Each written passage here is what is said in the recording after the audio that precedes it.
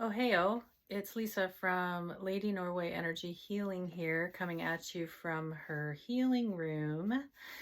And I am going to do a little card pull for the solstice. It's solstice. Happy solstice, everyone. It's the day after. And I was away and did kind of like a little retreat. And I did some pretty cool work.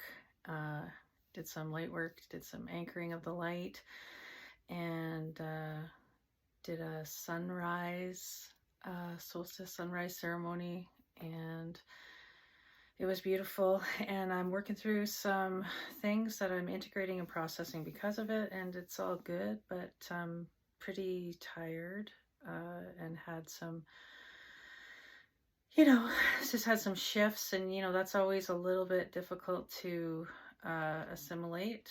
And so yeah, I'm doing that, and it's all good. But yeah, we've got a couple things coming into with the solstice portal, which is, we're still in it. It's yesterday and today. So I guess solstice means, it means to stand still. And there's something about just the way that I've been feeling. I just feel like I've been wanting to rest, and my body is like, just take it easy and kind of like heal yourself. And I mean, I do have this injury, so sometimes the universe goes, hey man, you need to slow it down. So slow it down. And if you don't slow it down, then the universe sort of makes something happen, and then you're like, oh, there's no chance or no choice, I have to slow down. So this is a time to tune in to your internal world, listen to yourself, tune into your heart. I want you to kind of focus on rest and restoration and self-care. So there's Mercury is in Gemini, Mars is in Leo, Chiron is in Aries, and it could be revealing how you may be ready to move forward from a healed place. So I thought that was pretty beautiful. Mars in Leo squares Uranus and Uranus. I always say Uranus. That's so dumb. Anyway, Uranus in Taurus, Mercury enters Cancer, and the Sun is in Cancer. It trines the Saturn retrograde this week. There's lots happening. But my natal chart, my personal natal chart, is being activated with these transits. Like right now I have a transit, the Pluto transit is actually activating my North Node in my natal chart. And that's like, it's just, Pluto is that planet of death and rebirth, and Capricorn is my North Node. And anyway, so there's like some stuff coming up there. And then with the actual, like, Chiron is in conjunct to my natal Chiron, and that's can be quite a process too. I mean, there's, yeah.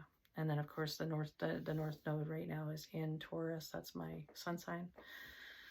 And there's just lots. It's a lot, people, but it's all good. So I'm just going with it, and I'm hoping that if anyone else has gone through a little bit of a rough patch, that they just go with it as well, and do lots of things that you need to do to take care of yourself, and rest if you can, and get out in nature. All these things, for me, that works. It just get out, walk, put your feet on the earth, and on the ground, in the grass, at the beach, wherever, and just ground. It's very important. Drink lots of water, do lots of things that really nurture you, eat well, yoga, doing the yoga challenge still. Today's day 10. So I'm still feeling pretty good about that, even though I can't do a lot of the stuff that's on the mat. But like if I'm sitting, really hurts, like right on my tailbone, but it's getting better. So there's also Saturn stations retrograde in Pisces, that happened on the 18th. And that will be, and review the things that we might need to look at again and decide if we really want it in our lives. If it serves a purpose for us going forward with whatever our hopes and dreams and things that we're manifesting for our lives. So that's that. So good luck with all of that. If anything is, if anybody's got some stuff happening in their natal charts, but yeah, I just have lots of stuff going on, and but it's all good. It's all happening for our highest good. Remember, when things get challenging and things get rough, you know, remember that, try to surrender and just go with the flow, and try not to push against it too hard, because that just is always not fun, and it just makes it harder in the long run. So anyway, I did a reading for myself today. Obviously I do a reading for myself every day, and I pulled a card, and it was very interesting. I have this, it's the White Light Oracle, and I, of course, haven't used it for a long time, and it decided to pop out. And so I'm going to read that too, because I thought it would be, it was something that I needed to hear, and I'm thinking, you know, maybe someone else needs to hear it too, because it's just, you know, it's profound. And since I did a couple of these ceremonies, the solstice ceremony and the one which turned out to be amazing, I've had some profound shifts, and you know, hearing this, whatever this card has to say that I pulled for myself, it just was the last cold up card I pulled, and yeah, it's beautiful. So anyway, I'm going to read that one too. But now I'm just going to do a little blessing from my blessing deck that I have here, which is, who is she again? Lucy Cavendish. Lucy Cavendish is the creator of this blessing deck, and it is beautiful. And I'm going to say what a blessing for us all for this solstice, this new season that we've entered. Summer, man, here we are. Unbelievable. Hey, we're in the summer. But it's a good time in the cycle, you know. Oh, this is an interesting one. A blessing on your boundaries. Look at that. Boundary work, anyone? Is anybody having trouble with boundaries? Anyway, it's learned behavior, you know. You got it. It's a practice. It's a practice. But there it is. A blessing on your boundaries. So I will read the number 30, and it's a 33, a 3-3. Hello. So it says, I'll just let you have a little look at the picture and I'll read it. A blessing on your ability to decide where you end and where others begin. On what you will do gladly and without regret, and what you cannot be compelled to do, for it would be against your own nature. Okay? Within this lifetime, there will be times when you are unsure of what is most important and what is best for you to do. You will not be sure of why you wish to do something, and when it comes to others, especially others for whom we have strong feelings, it can be a challenge indeed to know what is best to do. And to know why we sometimes feel great misgivings when it comes to offering our time, our love, our money, our gifts to another for their use. With this blessing comes a certainty that in this situation, you will now know the difference between what is best for you to do and what another wants you to do. May you be blessed with the sure ability to say no, quietly and without apology, to the boss who asks for too much, to the partner who asks you to put your own needs aside for theirs. May it now be clear to you when a friend fails to listen and to reciprocate without being given to in return. May this blessing draw clearly the lines that mark out your own emotional landscape and make a map of who you are and where you end, so that you may know when others intrude into your space, your mind, your heart, your home without invitation. With this blessing of boundaries, let there be respect and consultation and a renewed appreciation of your own needs and desires. May this blessing give you the power to close a door, to open a window, to ask for help in return, and to support yourself by beginning to respect and acknowledge what it is you need. And with this blessing, these powers you will now have. Blessed be, blessed be, blessed be. That's a gooder. That's a gooder. There we go. We likey that one. A blessing on your boundaries. Okay, so this is the card that I pulled for myself. This is the White Light Oracle. It's beautiful. Alana Fairchild.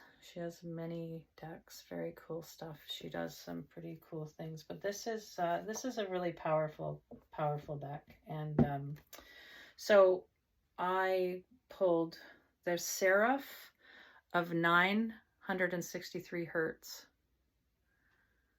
So that is pretty beautiful right there.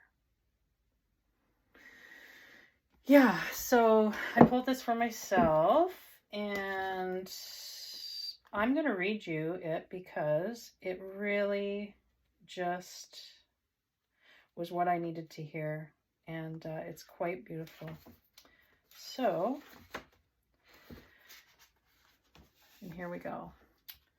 Number 21, the Seraph of 963 hertz. Oh. Bing, bong, boom. Practice connecting to the joy that is always deep within you. Pay attention to what brings you exquisite delight. If you don't know what that is, you are guided to experiment and explore. Connecting to the joyful capacity of your heart will heal so much negativity and uncertainty. Let your heart relax. Allow the spiritual grace that wishes to reorder your life to manifest its miraculous magic. The seraphim are angelic beings of an extremely high vibration. They are angelic mystics in constant devotion and adoration of the divine. When we passionately fall in love with a divine face of luminous grace, whether it be a person who has entered our lives as if they have been dropped straight from heaven onto earth, or we feel our heart awakening to new depths of love in meditation with our spirit guides. When that happens, we are in harmony with the seraphim. When we go through a struggle and are somehow fortunate enough to recognize that the protective and healing action of divine grace intervening on our behalf, we can shift to such gratitude. We just want to kiss the sky and sing a love song to the universe. That's so beautiful. Then we are in touch with our own inner seraph. Some egos project their narcissistic wounding and lack of romantic imagination onto spirit, concluding that the divine must rather vain if it wants swarms of angels flying about constantly singing its praises. They don't understand that the divine asks for our love so it can give it of itself to us. When we feel love, when we are in love, our hearts are open and receptive. The divine isn't interested in praise for its own sake, but for what we can receive when our hearts are opened by it. When you have a beautiful experience, when you fall in love, enjoy the best meal of your life, see a film that awakens your mind, do you not want to tell others about it? Our world can seem so bleak and spiritually barren at times. We need jubilant, mystical hearts who know the secret of esoteric ecstasy and are divinely drunk in their celestial communion. We need to see them happily stumbling about as love-struck fools, startling our intellects with their brilliant ramblings, opening our hearts with their purposeful passions. We too need such loving delight with the divine, so we cannot help but want to call forth in wondrous gratitude and declare our love from the rooftops for all to hear and feel. This oracle brings a message straight from the divine to you. Let me love you. Let me love you. The tone of 963 hertz unlocks the radiant luminosity of the light body. This body of light is the inner essence of your physical structure and yet is not constrained by it. Your light body is your internal interface between the spiritual plane and the physical plane. It is where healing, bliss, and inspiration flow unimpeded. The higher worlds transmit conscious raising light codes directed into your body of light, affirming your original soul note and preventing the ego from obscuring your spiritual light so that you can manifest your most authentic life path. This telepathy of light between spirit and your inner being gives rise to knowing without knowing how you know. Knowing without knowing how you know. This oracle guides you to trust such inner knowledge, even if it doesn't always seem logical. Spirit is guiding you. The universe will provide ample resource to support you doing what you have come to this planet to do. There is no need to turn away from what your heart adores and every reason to embrace it with total trust. Connection with this tone plugs us into the inner intricacies of our ecstatic energy field, where we can partake of the miraculous medicine of love and light. And to be reminded that we can handle anything that comes our way with grace. Spiritual infusions of light and wisdom, such as those that travel on the 963 hertz frequency, are alchemical. They are able to distill value from any circumstance and transform it. This frequency is a cosmic particle accelerator, which facilitates graceful return to the loving wisdom and creative resourcefulness of spirit. Seraph of 963 hertz brings a message that the light and whatever it arouses in your heart and alights in your being with passionate gratitude and delicious hunger for more is powerful enough to capture, captivate, and heal you. In doing so,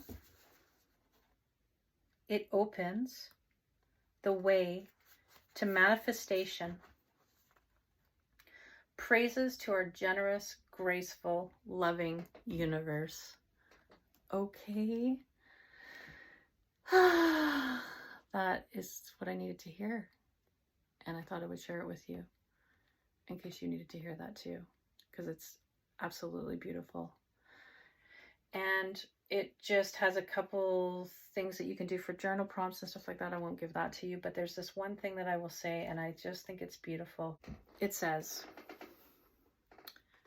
may I connect with my own depth, sincerity, and gratitude for my life. May my heart and its depth of love, capacity for awe, and appreciation of mystery be empowered and protected by the light. May I fall in love with the true beauty of my sacred life path, from the universal heart to my heart, to the hearts of all beings. May spiritual love and blessings flourish. So it is. There you have it. So with that, I hope this finds you well, and happy solstice, and lots of love and light. And we will see you on the next one. Ciao for now. Bye.